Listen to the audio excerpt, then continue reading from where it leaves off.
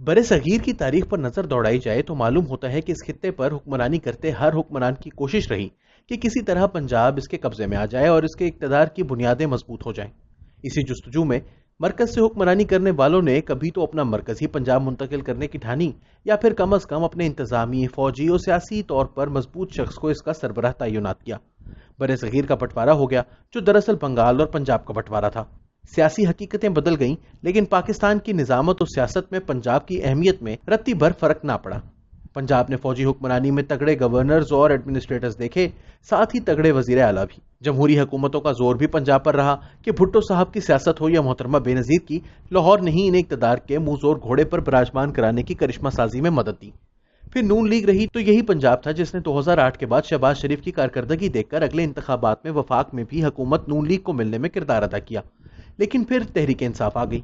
पहले तो पंजाब से क्लीन बोल्ड होते रहने वाली पार्टी ने पंजाब के ही जादूगर जहांगीर तरीन की मानी तो तहरीक इंसाफ का जादू वफाकी ताकत के ऐवानों के सर चढ़ा। लेकिन सियासी रिवायत में एक बदमजा सी हरकत उस्मान बुज़दार की बतौर वजीर आला तैनाती से सियासत में पंजाब की अहमियत की ठीक ठाक बेकदरी कर दी गई।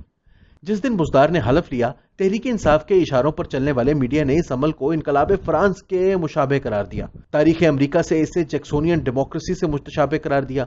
इसी लंबी लंबी खबरें लाने वाले मीडिया के एक मखसूस हिस्से ने यहां तक कह दिया कि खातून अव्वल के इस्तिखारे ने बुज़दार को इमरान खान का लकी चार्म करार दिया है। अब हाल ही में जावेद चौधरी ने एक कॉलम लिखा है जिसमें उन्होंने 8 अगस्त को वजीर आला पंजाब से मुलाकात और इनसे होने वाली गुफ्तगू का अहवाल लिखा है, जिसमें ऐसे कई इंकशाफात किए गए हैं जिनके बाद उस्मान बुज़दार की एक ऐसी छवि सामने आती है जिसमें वो एक निहायत सादे, नातजुर्बेकार और गैर तरबियती याफ्ता सियासतदान नजर आते हैं।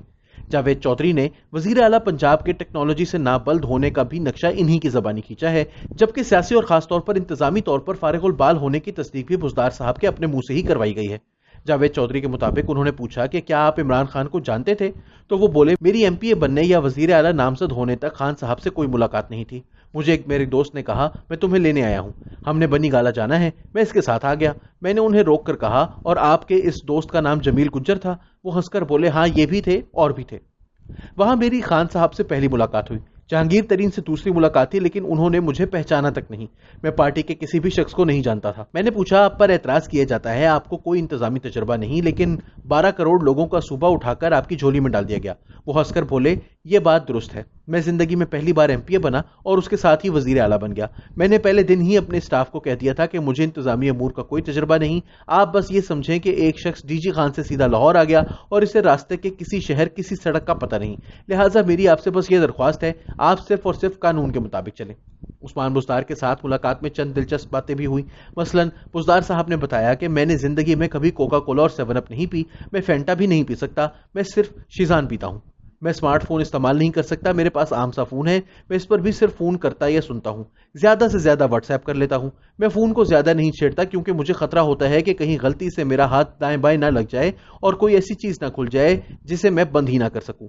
मैंने कभी आईफोन या एंड्रॉयड इस्तेमाल नहीं किया, मैं इन्हें हाथ भी नहीं लगाता। ये हंसकर बोले मुझे ये भी नहीं पता कि मेरे बच्चे किस क्लास में पढ़ते हैं। मैंने चंद दिन पहले उनके फॉर्म पुर करना थे, मैंने उनसे कह दिया बेटा मुझे नहीं पता तुम किस किस क्लास में पढ़ते हो, लिहाजा तुम अपने फॉर्म खुद पुर कर लो। अब यहां से मालूम होता है कि एक ऐसा शख्स जिसे अपने बच्चों की क्लासेस तक नहीं मालूम, जो पाकिस्तान की घाक ब्यूरोक्रेसी को बता रहा है कि मुझे इंतजामिया का कुछ नहीं पता और मैं एक सीधे साधे शख्स की तरह हूं जो लाहौर आ गया है, और फिर ये कि वो एंड्रॉयड मोबाइल भी बस इस कदर ही चलाता है कि जहां कुछ भी खुल जाने का खदशा ना हो। इसके साथ क्या होती होगी, और जिस सूबे का वो सरबराह है उस सूबे के साथ क्या होती होगी, और उस सूबे में रहने वाले अवाम किस हाल में होंगे।